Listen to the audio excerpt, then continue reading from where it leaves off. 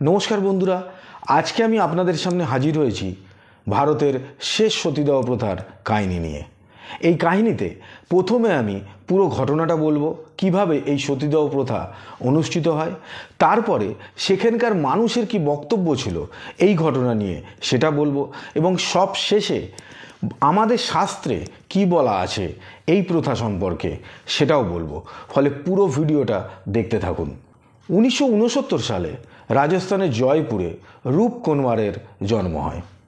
মাত্র 18 বছর বয়সে সে যখন ক্লাস 10-এ পড়ে তখনই তার বিয়ে হয়ে যায় মাল সিংয়ের সঙ্গে 1987-তে ফেব্রুয়ারি মাসে। এরপরে ওই পরিবারের প্রথা মতো রূপ চলে যায় তার বাপের বাড়িতে। প্রায় 8 মাস কেটে যায়। এরপরে হঠাৎই মাল সিং পেটের ব্যথা শুরু হয় এবং লিভারের অসুখে আক্রান্ত হয়ে 4 সেপ্টেম্বর 1987-তে মারা যায়। এই 8 মাসের মধ্যে রূপ এবং মাল সিং মাত্র 20 দিন মতো একসাথে ছিল। মাল সিং মারা যাওয়ার সঙ্গে সঙ্গে রূপ চলে আসে মাল সিংয়ের বাড়িতে এবং হঠাৎ করেই রটে যায় যে রূপ সিদ্ধান্ত নিয়েছে তার স্বামীর সঙ্গে চিতায় ওঠার। সেই মতো চিতা সাজানো হয় এবং সেই দিনই রূপ এবং মাল সিংকে একসাথেই পুড়িয়ে দেওয়া হয়। এই অনুষ্ঠান হওয়ার পর, অর্থাৎ এই রিচুয়ালস হয়ে যাওয়ার পর পুরানোর তার ঠিক 13 দিনের মাথায় সেখানে চুনারি উৎসব নামে একটা উৎসব পালন করা হয় রূপের উদ্দেশ্যে। অর্থাৎ রূপ যে এই সতী হয়েছে সেটাকে উদযাপন করার জন্য ঠিক 13 দিনের মাথায় সেখানে এক উৎসব পালন করা হয় এবং এই উৎসবে প্রায় 2.5 লাখ লোক উপস্থিত থাকে এই অনুষ্ঠানে পার্টিসিপেট করার জন্য। এত বড় অনুষ্ঠান হওয়াতে পুলিশ প্রশাসন থেকে শুরু করে মিডিয়া, নিউজ পেপারের লোকজন, সাংবাদিক, তারা সবাই এখানে এসে উপস্থিত হয়। কারণ এই ধরনের ঘটনা ঘটে গেছে সেটা আগে কেউ জানতো না, কিন্তু এত বড় উৎসব পালন হওয়ার পর সবাই সেখানে এসে উপস্থিত হয়। এবং মিডিয়া আসার পর সাংবাদিকরা যখন বিভিন্ন মানুষের সঙ্গে কথা বলে তখন দু রকমের বক্তব্য উঠে আসে এই ঘটনা সম্পর্কে। এক ধরনের বক্তব্য আসে যেটা ওখানকার মানুষ বলে যে মাল সিং মারা যাওয়ার পর রূপ নিজে থেকেই সিদ্ধান্ত নেয় যে সেও স্বামীর সঙ্গে স্বর্গে যাবে। সেই মতোই রূপকে সুন্দরভাবে সাজানো হয় কনের সাজে এবং চিতায় সে মাল সিংয়ের মাথা কোলে নিয়ে বসে এবং শেষ অবধি যতক্ষণ সে পুড়তে থাকে ততক্ষণ তার মুখে হাসি লেগে থাকে। তার কারণ এটা নিয়ে তার ভেতরে কোনো দুঃখ ছিল না, বরঞ্চ সে এটাকে সেলিব্রেট করছিল। এটা ছিল এক ধরনের মানুষের বক্তব্য। অন্য আর এক ধরনের মানুষ যারা এই রিচুয়ালসে উপস্থিত ছিল সেই দিন, তারা বলে যে রূপকে এমনভাবে শুইয়ে তার উপরে ভারী কাঠ দিয়ে চাপা দিয়ে দেওয়া হয় যাতে সে কোনোভাবেই পালাতে না পারে। এবং যখন এই অগ্নি জ্বলছিল, কাঠ জ্বলছিল, তখন রূপ 3বার চেষ্টা করে পালাবার এবং সে প্রতি মুহূর্তে আর্তনাদ করতে থাকে, চিৎকার করতে থাকে যাতে তাকে বাঁচানো হয়, সে হেল্প চাইতে থাকে। কিন্তু সেখানে যারা উপস্থিত ছিল, যারা এইটাকে মন থেকে মেনে নিতে পারছিল না, তাদের পক্ষেও সম্ভব হয়নি রূপকে বাঁচানো। কারণ গ্রামগঞ্জে এই ধরনের যে অনুষ্ঠান হয় সেখানে প্রতিবাদ করা মানে যে প্রতিবাদ করবে তার ওপরই অত্যাচার নেমে আসবে, তাকে একঘরে করে দেওয়া হবে, তার সঙ্গে গ্রামের অন্য কোনো লোক সম্পর্ক রাখবে না। ফলে এই ভয়ে তারা নিজের চোখের সামনে এটা দেখতে থাকে কিন্তু কেউ কোনো প্রতিবাদ করে না এবং অনেকে এইটা সহ্য করতে না পেরে তারা যে যার বাড়িতে চলে যায়। এটা ছিল দ্বিতীয় ধরনের মানুষের বক্তব্য। এছাড়াও মাল সিংয়ের যে পাড়ার লোকজন, তার আশেপাশের বাড়ির অনেকে, তারা সামনে আসতে রাজি হয় না, কিন্তু তারা এটা বলে যে রূপ কোনো অবস্থাতেই সতী হতে রাজি ছিল না। তার কারণ রূপকে যখন এটা বলা হয় যে তাকে সতী হতে হবে, তখন কিন্তু রূপ এটার প্রতিবাদ করে। সেই কারণে রূপকে শস্য ভাণ্ডারের মধ্যে লুকিয়ে রেখে দেওয়া হয় এবং তাকে প্রতি মুহূর্তে ভয় দেখানো হয় যে যদি সে সতী না হয় তাহলে তাকে এমনিই মেরে দেওয়া হবে। সেই কারণেই আলটিমেট রূপ কনের সাজে সজ্জিত হয় এবং তাকে সতী হওয়ার জন্য নিয়ে যাওয়া হয়। তাদের বক্তব্য এটাও থাকে যে রূপকে মেরে দেওয়ার এটা ছিল মাল সিংয়ের পরিবারের একটা চালাকি। তার কারণ রূপ এবং মাল সিংয়ের যখন বিয়ে হয় তখন রূপের বাড়ি থেকে অনেক সোনা গয়না, রেডিও, টিভি, ফ্রিজ, ফ্যান এরকম বহু জিনিসপত্র রূপকে দেওয়া হয়। কারণ রূপের বাপের বাড়ি কিন্তু যথেষ্ট পয়সাওয়ালা, তার কারণ তাদের ট্রান্সপোর্টের বিজনেস আছে।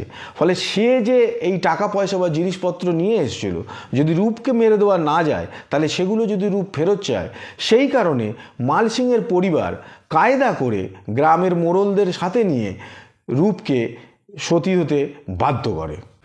এই ঘটনার পর যখন 13 দিনের চুনেরি উৎসবটা হয়ে যায়, তারপরে পুলিশ আলটিমেট বাধ্য হয় মাল সিংয়ের ভাই পুষ্পেন্দ্র সিংকে গ্রেপ্তার করতে। এবং এর বয়স মাত্র 15 বছর। 15 বছর বয়সেই সে এতটাই নৃশংস। আর মাল সিংয়ের বাবা সুরাম সিং, তাকেও পুলিশ গ্রেপ্তার করে। এইভাবে মোট 32 জনকে পুলিশ এই ঘটনার জন্য গ্রেপ্তার করে। কিন্তু গ্রেপ্তারির সময়ও পুলিশকে বিভিন্ন রকম বাধার সম্মুখীন হতে হয়। তার কারণ গ্রামের মহিলারা পর্যন্ত পুলিশকে বাধা দিতে থাকে। তার কারণ তাদেরও এটা বক্তব্য, যেটা বহুদিনের রিচুয়ালস, প্রাচীন সময় থেকে এটা হয়ে আসছে, এটা বন্ধ করা যাবে না। কিন্তু পুলিশ এই 32 জনকে গ্রেপ্তার করে এবং এরপরে কেস কোর্টে যায় এবং প্রায় 10 বছর এর মামলা চলতে থাকে। 1996-তে সুপ্রিম কোর্ট এদের 32 জনকেই ছেড়ে দেয়। তার কারণ কোর্টের বক্তব্য ছিল যে এদের এগেনস্টে রিলেভেন্ট কোনো এভিডেন্স পাওয়া যায় না। কোর্টের সত্যিই কিছু করার থাকেও না যদি পুলিশ প্রশাসন ঠিকমতো তাদের কাজ না করে, ঠিকমতো এভিডেন্স যদি কোর্টে প্রডিউস না করে, তাহলে কোর্ট কী করবে? কোর্টের কাছে কোনো অপশান থাকে না এদেরকে রিলিজ দেওয়া ছাড়া। এটা গেল কোর্টের কথা। এইবারে বলেছিলাম শাস্ত্রের কথা। শাস্ত্রটার বিষয় জানিয়ে দিই। আসলে সতী শব্দটা এসেছে সৎ থেকে। সৎ হচ্ছে ট্রুথ। আসলে অরিজিনালি সতী হচ্ছেন মা দক্ষিণায়নী। মা দক্ষিণায়নীর স্বামী ভগবান শিব। এবং দক্ষিণায়নীর বাবা একদিন জনসমক্ষে একটা অনুষ্ঠান চলাকালীন অনেক লোকের মধ্যিখানে ভগবান শিব এবং মা দক্ষিণায়নীকে প্রচণ্ডভাবে অপমান করে। এবং সেই অপমানে, রাগে, দুঃখে মা দক্ষিণায়নী মেডিটেশনে বসে এবং যোগ বলে নিজেকে পুড়িয়ে সে ছাইতে রূপান্তরিত করে দেয়। এই থেকেই এই সৎ, ট্রুথ, সত্যের জন্য সে যে নিজের জীবনকে বলি দেয়, সেখান থেকেই এই সতী দাহ প্রথাটা এসেছে। কিন্তু শাস্ত্রে এর কোনো রকম বিধান হিন্দু শাস্ত্রে কিন্তু নেই। প্রাচীন সময় থেকেই আগের দিনের মানুষরা যারা গ্রামের মোড়ল থাকতো বা যাদের হাতে ক্ষমতা থাকতো, তারা এই কারণেই এই সতী প্রথাটাকে চালু করেছিল। তার পেছনে দুটো মেন কারণ ছিল। এক, যে যদি স্বামী মারা যায় তাহলে স্ত্রীর ভরণ পোষণের দায়িত্ব কে নেবে, সেটা চলে আসবে সমাজের ওপরে। সেই কারণে যদি স্বামীর সঙ্গে স্ত্রীকেও মেরে দেওয়া যায় তাহলে সেই জায়গাটা থেকে নিষ্কৃতি পাওয়া যায়। এটা গেল প্রথম। আর দ্বিতীয় হচ্ছে, যদি স্বামী স্ত্রীর মধ্যে সন্ততি না থাকে তাহলে স্বামীর সঙ্গে যদি স্ত্রীকেও মেরে দেওয়া যায় তাহলে বিষয় সম্পত্তিটা চলে আসবে ওই মোড়লদের হাতে বা যাদের হাতে ক্ষমতা আছে তাদের হাতে। সেই কারণেই কিন্তু কায়দা করে শাস্ত্রের বিধান না থাকা সত্ত্বেও এই অন্ধবিশ্বাস মানুষের মনে দীর্ঘদিন ধরে, বছরের পর বছর ধরে ভরে দেওয়া হয়েছে এবং সেই নিয়েই মানুষ বেঁচে আছে। রূপ কোনোয়ারই ডকুমেন্টেড লাস্ট সতী, কিন্তু এর পরও আরও প্রায় 40টা কেস ভারতবর্ষে ডকুমেন্টেড আছে যেখানে এই সতী প্রথার চেষ্টা করা হয়েছিল, কিন্তু পুলিশ প্রশাসন গিয়ে সেটাকে আটকে দেয়। এরমও হতে পারে যে কোনো কেস হয়তো এরপরও হয়েছে কিন্তু সেটা ডকুমেন্টেড হয়নি, সেই কারণে আমাদের জানা নেই। কিন্তু ডকুমেন্টেড কেস এটাই লাস্ট। আজকের সময় দাঁড়িয়ে যেখানে আমরা চাঁদে যাচ্ছি, সূর্যে যাওয়ার কথা ভাবছি, সেইখানে দাঁড়িয়ে যখন এই রকম এক ঘৃণ্য অপরাধের কাহিনী আমাদের সামনে আসে তখন সত্যিই ভাবতে অবাক লাগে। আপনাদের এ বিষয়ে কি মতামত সেটা আমাকে কমেন্ট করে জানাবেন। আজকের ভিডিওটা যদি ভালো লেগে থাকে তাহলে লাইক করবেন, সাবস্ক্রাইব করবেন, আর যদি চান আমার ভিডিও সবার আগে আপনার কাছে পৌঁছে যাক তাহলে বেল আইকন প্রেস করতে ভুলবেন না। দেখা হচ্ছে পরের ভিডিওতে নতুন কাহিনীর সঙ্গে। আজকের মতো বিদায় নিচ্ছি। নমস্কার।